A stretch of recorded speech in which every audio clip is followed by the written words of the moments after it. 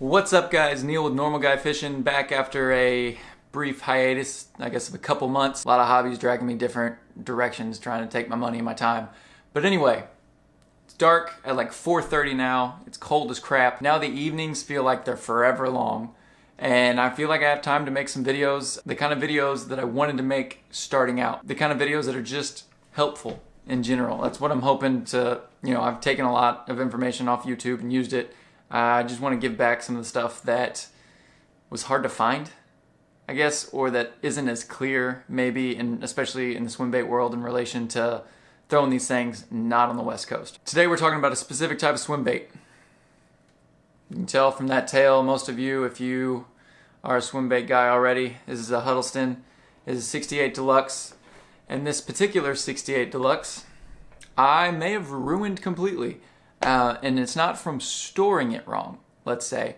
It's just from taking it to and from the lake. Now, it was like a 2.5 hour car ride in between, but I left it on a rod. I left it on my Dobbins Fury rod.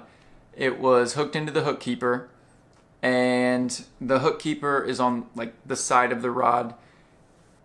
From where the hook keeper is on that particular rod, you can tell this indentation here happens to be just the width of the rod itself, and it was basically sitting like that on the rod, like as if my index finger here was the rod. It was sitting at an angle. The tail was slumped over to the side and twisted the other way, and then just the weight of the lure itself put that indentation in the top there.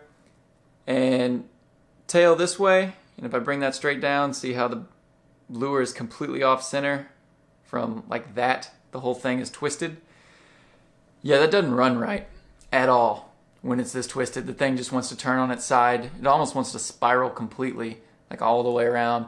Right now it's not usable. It's not one of those things that, like, maybe the fish haven't seen it before and it looks interesting. No, it's like it doesn't look like it's organic or a fish or anything. So what I'm trying to say is take care, not in just how you store your Huddlestons. There's a million YouTube videos, it seems like, for storing soft swim baits to keep the tails from having to boil them. It's important just on the trip to the lake. You can screw them up. This was not in direct sunlight or anything like that.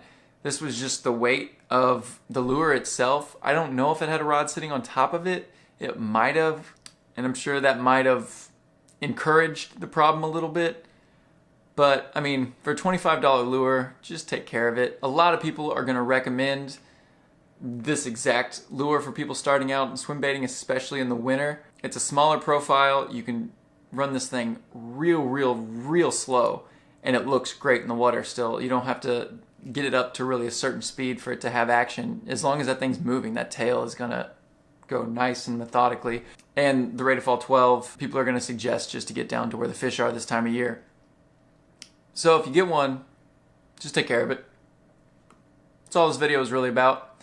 Just take care of your Huddlestons, not just in the storage, but in transportation.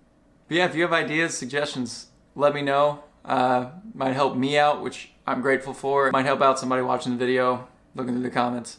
Thanks, guys.